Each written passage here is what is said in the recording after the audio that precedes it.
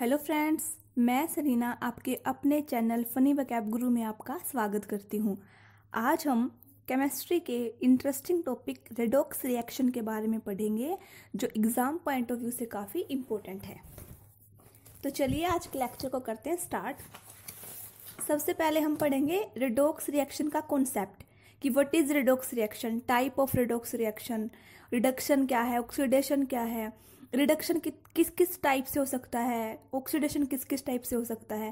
पहले हम पूरा कॉन्सेप्ट समझेंगे, उसके बाद हम 15 क्वेश्चन करेंगे जो प्रीवियस एग्जाम्स में आए हुए हैं।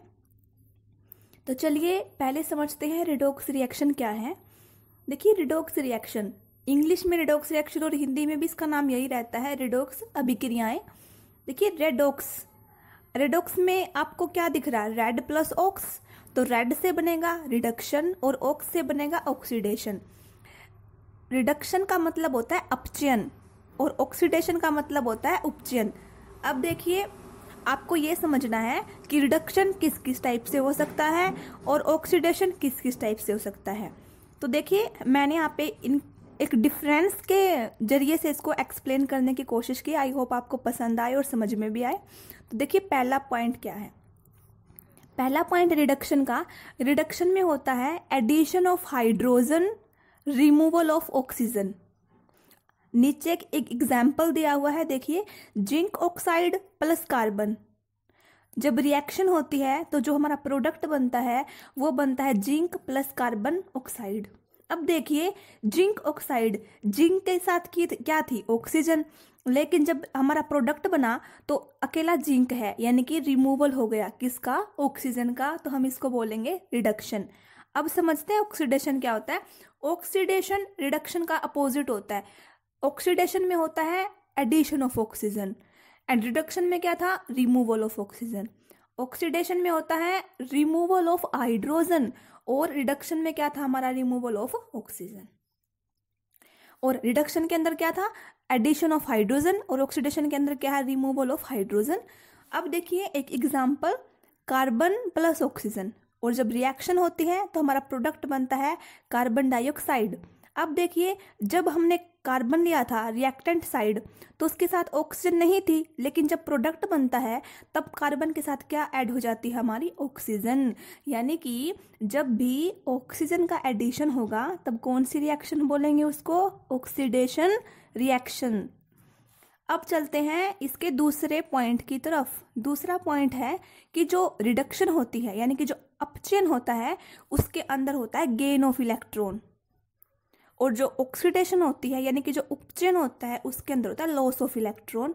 और हमारी जो प्रीवियस वीडियो थी जिसके अंदर हमने एटॉमिक स्ट्रक्चर के बारे में बताया था, उस वीडियो में मैंने आपको समझाया था कि कैसे गेन ऑफ इलेक्ट्रॉन होता है, कैसे लॉस ऑफ इलेक्ट्रॉन होता है, वैलेंस इलेक्ट्रॉन क्या होते हैं और वैलेंसी क्या होती है। तो देखिए, इस टॉपिक को पढ़ने से पहले आप वो वीडियो देखें एटॉमिक स्ट्रक्चर की, जो आपको प्लेलिस्ट में मिल जाएगी। फिर उसके बाद आप ये वीडियो देखना, क्योंकि इसके लिए वो वीडियो देखना जरूरी है, क्योंकि उसके अंदर हमने बताया हुआ है कि लॉस ऑफ इलेक्ट्रॉन किस प्रकार होता है एंड गेन ऑफ इलेक्ट्रॉन किस प्रकार होता है। अब देखिए, मैंने आपको बताया था कि जब भी इलेक्ट्रॉन का गेन होगा तब माइनस चार्ज आएगा, और माइनस चार्ज उतना आएगा जितने इलेक्ट्रॉन गेन किए हैं, और जब हम इलेक्ट्रॉन का लॉस करेंगे तो पॉजिटिव चार्ज आएगा, और पॉजिटिव चार्ज उतना ही आएगा जितने इलेक्ट्रॉन लॉस किए हैं। ये था हमारा सेकंड पॉइंट, या फिर हम ये बोल सकते हैं second difference between reduction and oxidation. अब हम चलते हैं थर्ड पॉइंट की तरफ। थर्ड पॉइंट है डिक्रीज ऑफ ऑक्सीडेशन नंबर। अगर ऑक्सीडेशन नंबर में डिक्रीज होता है तो हम बोलेंगे रिडक्शन है, अगर ऑक्सीडेशन नंबर में इंक्रीज होता है तो हम बोलेंगे ऑक्सीडेशन है। अब समझते हैं ऑक्सीडेशन नंबर क्या है। और देखिए, जो हमारे प्रीवियस एग्जाम्स हुए थे MTS, CGL वगैरह स्टेनो के, तो उसके अंदर ना ये पूछा हुआ था कि हमें कोई भी कॉम्प्लेक्स कंपाउंड या हमें कोई भी सिंपल कंपाउंड दिया हुआ था, और हमसे पूछा हुआ था, आप बताइए इसमें क्लोरीन का ऑक्सीडेशन नंबर बताइए, इसमें पोटेशियम का ऑक्सीडेशन नंबर बताइए। तो उसके लिए हमें ऑक्सीडेशन नंबर निकालना भी आना चाहिए। तो देखिए, पहले सीखते हैं हम ऑक्सीडेशन नंबर कैसे निकालते हैं।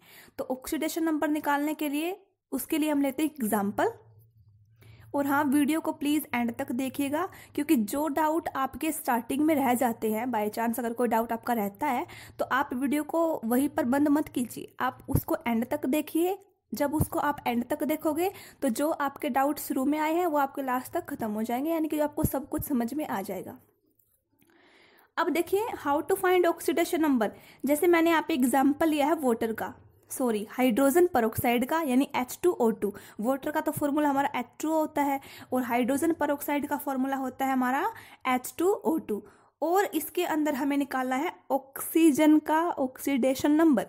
तो देखिए, अगर आप पेन कॉपी लेके बैठे हैं तो स्टेप लिख लीजिएगा। जो पहला स्टेप होता है हमारा ऑक्सीडेशन नंबर फाइंड आउट करने का, वो स्टेप होता है जिसका भी आपको ऑक्सीडेशन नंबर फाइंड आउट करना है ना, उसको एक्स लेट कीजिए, मतलब उसको एक्स मान लीजिए। देखिए मैंने उसके ऊपर लिख रखा है ऑक्सीजन के ऊपर एक्स। उसके बाद मैंने आपको बताया था कि गेन ऑफ इलेक्ट्रॉन कैसे होता है, लॉस ऑफ इलेक्ट्रॉन कैसे होता है। जो हमने प्रीवियस वीडियो बनाई थी एटॉमिक स्ट्रक्चर के ऊपर, उसके अंदर बताया गया है कि अगर 4 या 4 से कम वैलेंस इलेक्ट्रॉन हो तो हमेशा लॉस ऑफ इलेक्ट्रॉन होगा, और अगर 4 या 4 से ज़्यादा वैलेंस इलेक्ट्रॉन है तो हमेशा गेन ऑफ इलेक्ट्रॉन होगा। और जो वैलेंसी थी, अगर 4 से कम वैलेंस इलेक्ट्रॉन है, उस टाइम जो हमारी वैलेंसी थी वो उतनी ही थी जितने उसके अंदर थे वैलेंस इलेक्ट्रॉन। लेकिन अगर 4 से ज़्यादा थे हमारे वैलेंस इलेक्ट्रॉन तो उस दौरान जो हमारी वैलेंसी थी उसका फॉर्मूला हमने क्या बताया था, 8 - n, यानी कि जितने भी वैलेंस इलेक्ट्रॉन है उसको 8 में से माइनस करने पर आपको क्या मिल जाएगी, वैलेंसी। अब देखिए, हाइड्रोजन की वैलेंसी होती है +1। तो देखिए कितने हाइड्रोजन है यहाँ पर, 2, तो 2 × 2, और एक हाइड्रोजन की वैलेंसी होती है +1 प्लस कितने ऑक्सीजन हमारे यहाँ पे 2, और ऑक्सीजन की हमें पता नहीं, जो हमने एक्स लेट की है तो हम इसको लिख देंगे एक्स। अब आप ये सोच रहे होंगे कि =0 क्यों लिखा है। देखिए, इस पूरे कंपाउंड के ऊपर, यानी कि जो कंपाउंड है हमारा हाइड्रोजन परऑक्साइड यानी कि H2O2, क्या आपको इसके ऊपर कोई चार्ज नजर आ रहा है? अगर इसके ऊपर कोई चार्ज होगा, यानी अगर इसके ऊपर माइनस चार्ज हो, जैसे कि अगर -2 चार्ज हो तो आप इक्वल में लिखेंगे -2। अगर इसके ऊपर प्लस चार्ज हो तो आप लिखेंगे +3। लेकिन यहाँ पे तो कोई चार्ज नहीं है, इसलिए आप लिखेंगे =0।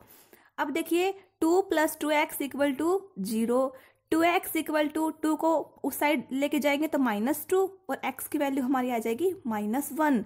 यानी कि हाइड्रोजन परऑक्साइड के अंदर जो ऑक्सीजन का ऑक्सीडेशन नंबर है वो कितना है, -1। और ये हमसे पूछा गया था SSC CHSL एग्जाम 2016 के अंदर।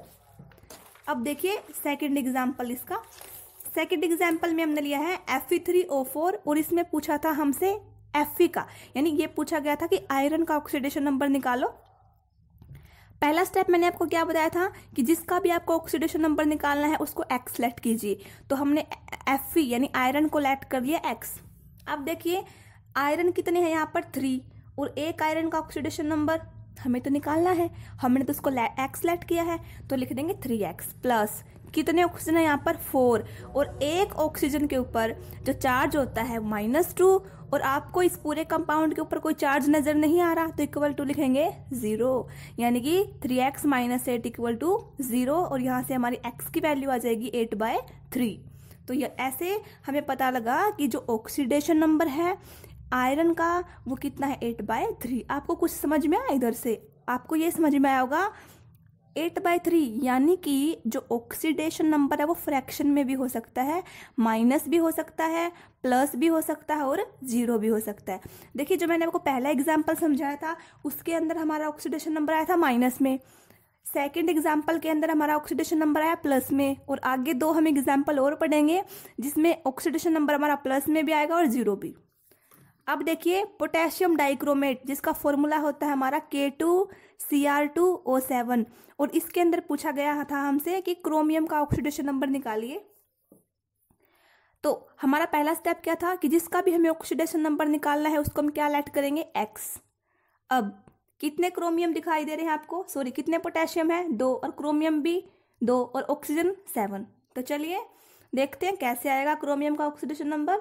तो पोटेशियम है 2, तो 2 लिखेंगे ब्रैकेट के अंदर, एक पोटेशियम के ऊपर चार्ज होता है +1, तो × +1 प्लस क्रोमियम कितने हैं 2 और एक क्रोमियम के ऊपर जो चार्ज है वो हमने माना हुआ है x प्लस कितने ऑक्सीजन है 7 इंटू एक ऑक्सीजन के ऊपर जो हमारा चार्ज होता है -2 इक्वल टू 0। 0 क्यों लिखा? क्योंकि पोटेशियम डाइक्रोमेट जो हमारा कंपाउंड है इसके ऊपर कोई भी चार्ज नहीं दिया गया है, इसलिए हम लेंगे 0। तो यहाँ से जो हमारी x की वैल्यू आएगी वो आएगी हमारी +6, यानी कि जो ऑक्सीडेशन नंबर होता है वो पॉजिटिव भी हो सकता है, नेगेटिव भी हो सकता है, फ्रैक्शन में भी हो सकता है। अब देखते हैं कि क्या ऑक्सीडेशन नंबर 0 भी हो सकता है। देखिए अगला जो हमारा है वो है एक कॉम्प्लेक्स कंपाउंड। देखिए कॉम्प्लेक्स कंपाउंड की जो डीप स्टडी होती है ना वो +2 क्लास में होती है, तो यहाँ पे हम सिर्फ इसको मोटा मोटा ही समझेंगे। देखिए जो कॉम्प्लेक्स कंपाउंड होता है ना उसके अंदर एक हमारा सेंट्रल मेटल एटम होता है, जैसे यहाँ पे जो सेंट्रल मेटल एटम है वो निकल है। उसके बाद कॉम्प्लेक्स कंपाउंड के अंदर हमारे लिगेंड्स होते हैं जो सेंट्रल मेटल एटम के अराउंड होते हैं, तो यहाँ पे हमारा Cn है। अब देखिए सेम रहेगा प्रोसीजर, वैसे ऑक्सीडेशन नंबर निकालने का कोई फर्क नहीं आएगा इसके अंदर। देखिए पहले है पोटेशियम, कितने पोटेशियम है 4 और एक पोटेशियम के ऊपर चार्ज होता है +1 प्लस निकल का हमको निकालना है तो क्या लेट करेंगे उसको x प्लस Cn कितने हैं 4 और एक Cn के ऊपर चार्ज होता है -1 इक्वल टू 0। क्यों लिया? क्योंकि इस पूरे के पूरे कॉम्प्लेक्स कंपाउंड के ऊपर हमें कोई भी चार्ज नहीं दिया गया है, इसलिए हम इसको क्या लेंगे 0। अब क्या बन गया 4 + x - 4 इक्वल टू 0, +4 से -4 कैंसिल और x की वैल्यू आ गई हमारे पास 0, यानी कि हमने देख लिया कि जो ऑक्सीडेशन नंबर है वो 0 भी हो सकता है, प्लस भी हो सकता है, माइनस भी और इवन फ्रैक्शन नंबर। और जो ये आया था ना कॉम्प्लेक्स कंपाउंड वाला, ये हमसे पूछा गया था SSC MTS एग्ज़ाम 2013 के अंदर। तो जो ऑक्सीडेशन नंबर कैसे निकालना है काफ़ी इंपॉर्टेंट है, तो प्लीज़ आप इसको अच्छे से पढ़िए क्योंकि ये आपके लिए काफ़ी फ़ायदेमंद हो सकता है। और हाँ, अगर कोई बच्चा +1 +2 का या फिर कोई 10th का हमारी वीडियो देख रहा है और उनको लग रहा है कि हमें ऑक्सीडेशन नंबर और अच्छे से समझना है एज ए सब्जेक्टिव, तो आप हमें कमेंट सेक्शन में ज़रूर बताएं ताकि हम आपकी प्रॉब्लम सॉल्व कर सकें। अब देखिए अब हम पढ़ेंगे कुछ क्वेश्चंस जो बेस हैं किसके ऊपर, ऑक्सीडेशन रिएक्शन के ऊपर। मतलब जो मैंने आपको आज का कॉन्सेप्ट दिया है ना, ऑक्सीडेशन रिएक्शंस 2 टाइप्स की होती हैं, oxidation reaction and reduction reaction. तो देखिए इसके ऊपर जो प्रीवियस एग्जाम्स में हमारे क्वेश्चंस आए हुए हैं जो काफ़ी इंपॉर्टेंट हो सकते हैं हमारे लिए आने वाले एग्जाम्स के लिए भी, तो उनको हम डिस्कस करेंगे। पहला जो हमारा क्वेश्चन आया था ऑक्सीकरण, ऑक्सीडेशन को ही ऑक्सीकरण बोलते हैं, में क्या होता है। अब देखिए ऑप्शन नंबर फर्स्ट, प्रोटॉन का दान होता है यानी कि लॉस ऑफ प्रोटॉन, नहीं ऐसा तो कुछ नहीं बताया मैंने आपको। दूसरा इलेक्ट्रॉनों का दान होता है यानी कि लॉस ऑफ इलेक्ट्रॉन, यस ये हो सकता है। अगले ऑप्शन पढ़िए, न्यूट्रॉनों का दान होता है, नहीं। इलेक्ट्रॉन ग्रहण होते हैं यानी कि गेन ऑफ इलेक्ट्रॉन, बिल्कुल भी नहीं। मैंने आपको बताया था ना कि ऑक्सीडेशन में होता है लॉस ऑफ इलेक्ट्रॉन, यानी कि जो हमारा ऑप्शन नंबर बी है वो सही है, यानी कि ऑक्सीडेशन के अंदर क्या होता है हमारा लॉस ऑफ इलेक्ट्रॉन। और ये हमसे पूछा गया था SSC CHSL एग्जाम 2016 के अंदर। अब सेकंड क्वेश्चन के अंदर देखिए, जब हाइड्रोजन का हवा में दहन होता है तब क्या होता है। देखिए ये जो क्वेश्चन है ये हमारा आया था SSC स्टेनो 2010 और SSC मैट्रिक लेवल 1999 के अंदर। अच्छा आप मुझे ये बताएं कि जब भी कोई चीज़ हमारी दहन होता है, मतलब जब भी किसी चीज़ का कंबंशन होता है, जब भी कोई चीज़ जलती है तो जलने के लिए क्या जरूरी है, जलने के लिए जरूरी है ऑक्सीजन। अब कोई भी चीज़ ऑक्सीजन में रिएक्ट करेगी तो क्या होगा, ऑक्सीडेशन, मतलब एडिशन ऑफ ऑक्सीजन होगा, तो क्या हो जाएगा हमारा ऑक्सीडेशन। अब देखिए हमारे पास था हाइड्रोजन और किसी भी चीज़ को जलाने के लिए किसकी जरूरत होती है, ऑक्सीजन की। तो हाइड्रोजन और ऑक्सीजन जब रिएक्ट करेंगे तब बनेगा H2O, यानी कि तब होगा हमारा ऑक्सीडेशन यानी कि एडिशन ऑफ ऑक्सीजन, यानी कि जो हमारा ऑप्शन नंबर बी है वो क्या है, बिल्कुल करेक्ट। अब चलते हैं थर्ड क्वेश्चन की तरफ। देखिए क्या है, देखिए ये जो क्वेश्चन है ना इसमें स्टेटमेंट गड़बड़ की हुई थी पेपर में, मैं आपको समझा देती हूँ। लेकिन जो स्टेटमेंट थी हमारी आई थी SSC स्टेनोग्राफर 2011 के अंदर, वो ये पूछा गया था हमसे, हमें 4 ऑप्शन दिए गए थे और हमसे पूछा था कि इनमें से ऑक्सीजन की धनावेशित, देखिए धनावेशित का मतलब होता है पॉजिटिव, ऑक्सीकरण यानी ऑक्सीडेशन संख्या यानी कि नंबर क्या होगा। यानी कि हमसे ये पूछा गया था कि जो ऑक्सीजन का पॉजिटिव नंबर है ना इन 4 ऑप्शंस में से वो बताओ। लेकिन हमने क्या देखा, देखिए OF2 में हम ऑक्सीजन का नंबर निकाला तो आया +2, Cl2O में हमने ऑक्सीजन का नंबर निकाला है तो भी +2 आया, H2O में हमने नंबर निकाला तो -2 आया, और N2O में हमने ऑक्सीजन का ऑक्सीडेशन नंबर निकाला तो +6 आया। अब देखिए क्वेश्चन में पूछा गया था कि ऑक्सीजन का वो नंबर बताओ जो पॉजिटिव हो, लेकिन कितने ऑप्शन में पॉजिटिव दिख रहा है आपको, 3 में, ऑप्शन ए में भी, ऑप्शन बी में भी और ऑप्शन डी में भी। यानी कि उस टाइम जो हमारे क्वेश्चन की स्टेटमेंट थी वो गलत थी। यानी कि उनको ये पूछना चाहिए था हमसे कि ऑक्सीजन की नेगेटिव बताओ, नेगेटिव ही तो है सी ऑप्शन, तब सी ऑप्शन हमारा करेक्ट आंसर था। इसलिए मैंने आपको, लेकिन जो माना गया था, जो हमारी PDF आई थी ना आंसर की, तो उस टाइम हमारा ए ऑप्शन करेक्ट माना गया था, तो थोड़ी मिस्टेक थी। लेकिन आपको कॉन्सेप्ट के साथ क्या लगाना था, उस टाइम भी हमें सी ऑप्शन करेक्ट करना था, क्योंकि हम इसमें पॉजिटिव पूछा गया था, लेकिन हमने क्या देखा कि पॉजिटिव तो 3 ऑप्शंस में है। ठीक है, अगर आपका बेस अच्छे से तैयार हो ना ऑक्सीडेशन का, रिडक्शन का, रिडॉक्स रिएक्शन का, तो कोई भी क्वेश्चन आ जाए आप उसको आसानी से सोल्व कर सकते हैं। अब देखिए 4th क्वेश्चन क्या था हमारा, जो वनस्पति तेल होता है उसको हम जब वनस्पति घी में कन्वर्ट करते हैं ना तो किस प्रोसेस का यूज करते हैं, हमसे ये पूछा गया था। तो देखिए उस टाइम जो हमारी प्रोसेस यूज होती है वो होती है हाइड्रोजिनेशन, यानी कि हाइड्रोजनीकरण, और ये हमसे पूछा गया था SSC CPO एग्जाम 2011 के अंदर। अब देखिए इसके अंदर क्या होता है, जो भी हमारा वनस्पति तेल होता है हम उसके अंदर डालते हैं H2, हाइड्रोजन ऐड करना ही हमारा हाइड्रोजिनेशन कहलाता है।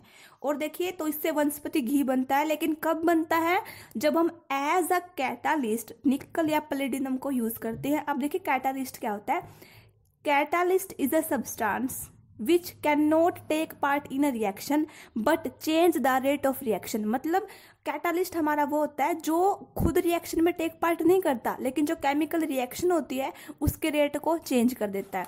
अगर कैटालिस्ट केमिकल रिएक्शन के चेंज के अंदर जो चेंज है, यानी कि अगर उसके रेट को बढ़ाता है तो उसको बोलते हैं हम पॉजिटिव कैटालिस्ट, और अगर वो इसके रेट को कम कर देता है तो हम उसको बोलते हैं नेगेटिव कैटालिस्ट।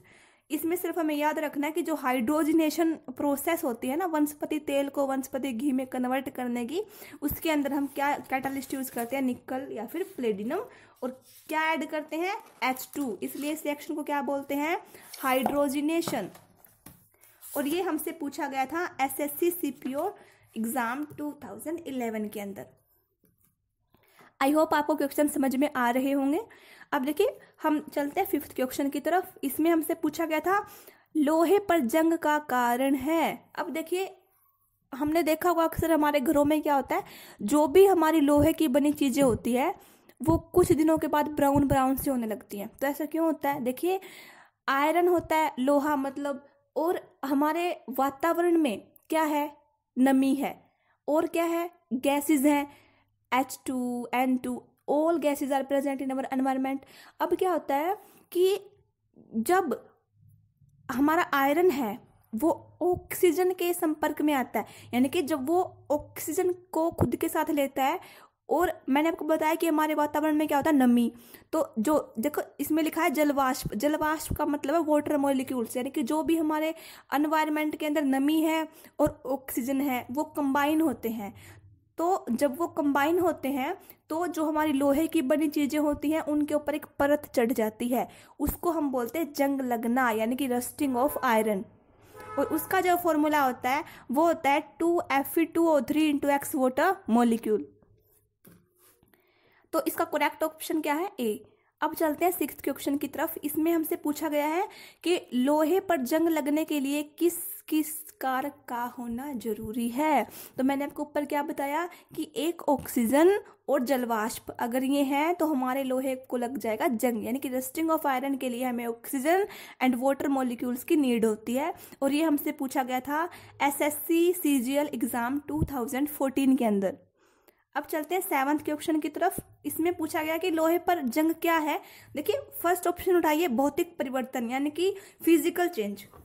फिजिकल चेंज वो होता है जिसको हम देख सकते हैं कि आप लोहे पर जंग लग रहा है, आपको दिखेगा वो जंग लगता हुआ? नहीं, वो तो काफ़ी लंबी प्रोसेस होती है।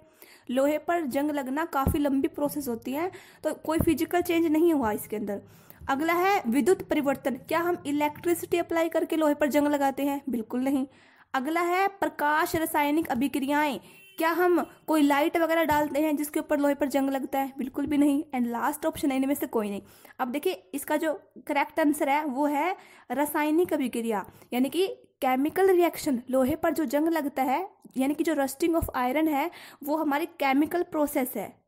यानी कि इसका करेक्ट ऑप्शन क्या आएगा? रासायनिक अभिक्रियाएं, यानी कि केमिकल रिएक्शंस।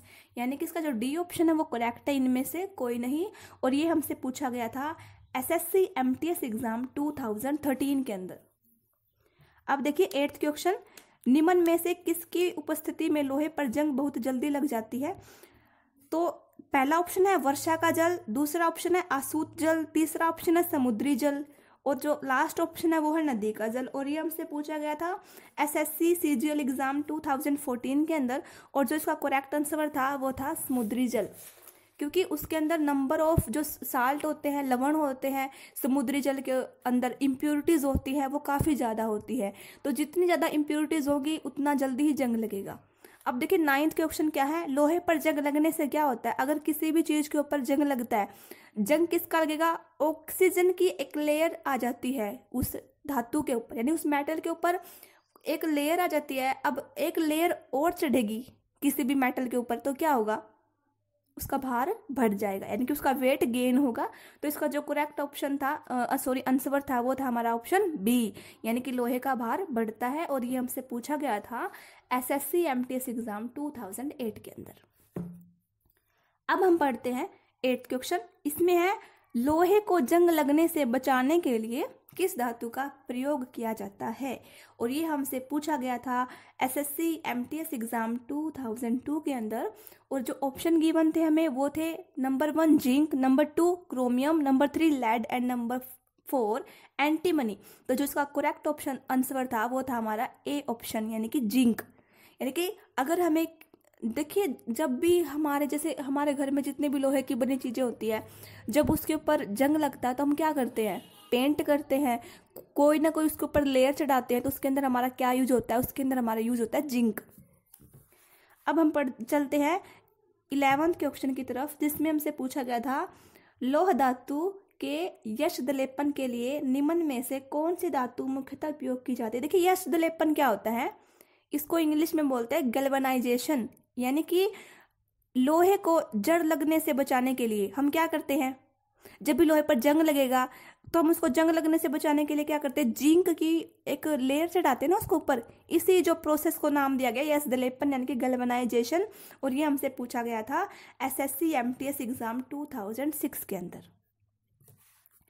अब देखते हैं 12th क्वेश्चन। इसमें पूछा गया है वह अभिक्रियाएं जिसमें ऑक्सीकरण यानी कि ऑक्सीडेशन और अपचयन यानी कि रिडक्शन एक साथ संपन्न होता है। देखिए आज के जब हमारा लेक्चर स्टार्ट हुआ था तो मैंने आपको पहले क्या बताया था? रिडोक्स। रिडोक्स में हमें क्या दिखाई दे रहा है? रेड प्लस ऑक्स, यानी कि रिडक्शन प्लस ऑक्सीडेशन, यानी कि वो केमिकल रिएक्शन जिसके अंदर रिडक्शन भी होता हो, ऑक्सीडेशन भी होता हो, उसको हमने क्या नाम दिया था? रिडोक्स रिएक्शन का। तो इसका जो बी ऑप्शन है वो बिल्कुल करेक्ट है, यानी कि रिडोक्स अभिक्रियाएं, रिडोक्स रिएक्शन। और ये हमसे पूछा गया था एसएससी सीएचएसएल एग्जाम 2016 के अंदर। 13th क्वेश्चन देखिए, इलेक्ट्रॉन ग्रहण करना यानी कि गेन ऑफ इलेक्ट्रॉन को क्या बोलेंगे? तो गेन ऑफ इलेक्ट्रॉन को क्या बोलेंगे? रिडक्शन, यानी कि अपचयन, यानी बी ऑप्शन बिल्कुल करेक्ट है। और ये हमसे पूछा गया था एसएससी सीजीएल 2017 के अंदर। अगला है इलेक्ट्रॉनों का त्याग यानी कि लॉस ऑफ इलेक्ट्रॉन को क्या बोलेंगे? देखिए मैंने आपको आज आते ही बताया था कि जब भी इलेक्ट्रॉन का गेन होगा तो रिडक्शन बोलेंगे यानी कि अपचयन, और जब भी इलेक्ट्रॉन का लॉस होगा तो ऑक्सीडेशन बोलेंगे यानी कि उपचयन, या फिर हम इसको बोल सकते हैं ऑक्सीकरण। यानी कि हमारा ए ऑप्शन बिल्कुल करेक्ट है। और ये भी हमसे पूछा गया था एसएससी एग्जाम जो सीजीएल का हुआ था 2017 के अंदर। अब जो हमारा आज का लास्ट क्वेश्चन है वो है विद्युत प्रक्रिया के द्वारा यानी कि इलेक्ट्रिसिटी प्रोवाइड करके किसी पदार्थ के ऊपर किसी दूसरी धातु की परत चढ़ाने की प्रक्रिया कहलाती है। देखिए हम क्या करते हैं, किसी भी एक मेटल के ऊपर या फिर किसी भी एक सब्सटेंस के ऊपर दूसरे सब्सटेंस की लेयर चढ़ाते हैं, किसके द्वारा? इलेक्ट्रिसिटी के द्वारा। तो हम उसको बोलते हैं विद्युत लेपन।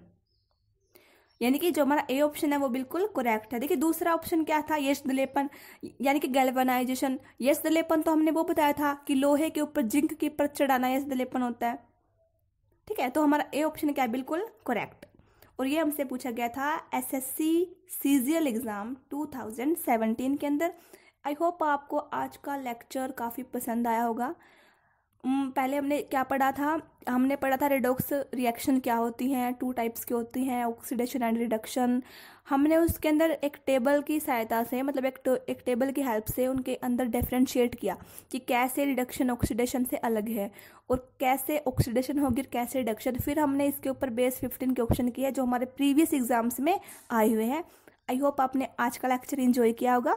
इसी तरह हमसे जुड़े रहिए और हमारी आने वाली वीडियो को देखने के लिए हमारे चैनल को सब्सक्राइब करें, वीडियो को लाइक और शेयर करना ना भूलें। Thank you.